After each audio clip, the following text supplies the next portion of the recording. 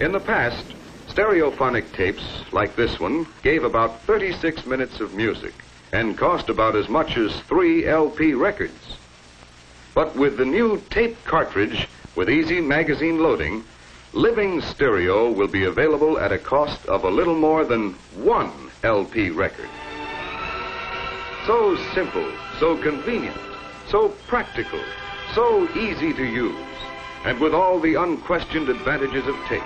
Now ready to move the tape recorder out of the closet and into the living room where it belongs. Cassettes were good because you could record onto a cassette. That's what I really remember. As a kid, I could take my dad's vinyl records and record different tracks from different records onto a cassette. So that's why they work so well, but they don't last. Like, remember, you always like have to wind, like the string had come out, and you'd have to wind it back in with a pencil.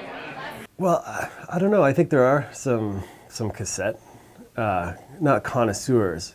I think it's a convenience thing, and it's a format that lends itself to a little bit more artistic expression.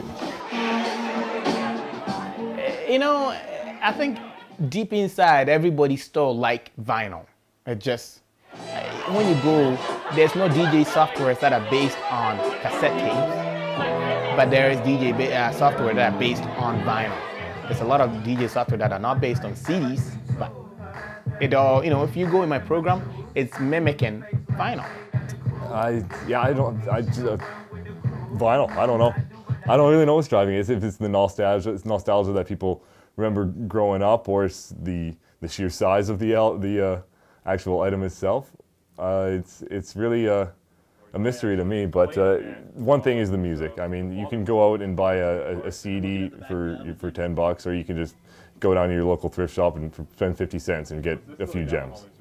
I don't know if it'd be nostalgic for myself because I wasn't around when vinyl was there, but I like the feeling of actually having a record and actually feeling the music and having it in my hand. I think it's pretty cool to actually be able to look and see on the vinyl, and you can see where the lines are. That's where the song starts. I like actually getting up and flipping over the record when I'm listening to music.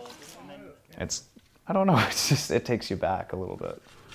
Can't give him a good spin. The truth is, the average person that like records today, which is, let's say, kids my age or even younger that like records, they would have no idea of some of the music you're talking about, but yet they still like it. You know, I haven't actually had anybody that I've ever talked to about vinyl that didn't have anything cool to say about it. Oh, I mean, I don't like those. No, I've never had that. Yet I've talked to some of the youngest people. I mean, you know, I think the best example would be like my daughter, 4 or 5 years old. I could show her vinyl. I bet you anything she would like a vinyl. She'd be like, oh, that's cool. Can I have it, Daddy? I don't think it's a fad. I think people are just going back to realizing that not all new things are better. When not always. Yeah. Not always. And then just the experience of listening to music. When you're listening to it on a computer, it's not as special. I think we're really lucky that we have access to all these different avenues for accessing music. So yeah, I use MP3s for, you know, walking my dog and in my vehicle. You know, having that convenience is huge. For me, I use MP3s like radio too. Like, you know, if I hear there's a new album that came out, I'll check it out, and I'll check it out on that format first. If I love it, then I'll buy the record. Records. I can't wait to hear the whole story. I think, you know, bringing up the whole thing about vinyl and bringing it into people's minds and having them think about it, well, why? And those analog sounds and getting back to basics, I think is a good thing. Anytime you can remind people that there's a starting point to sound and music.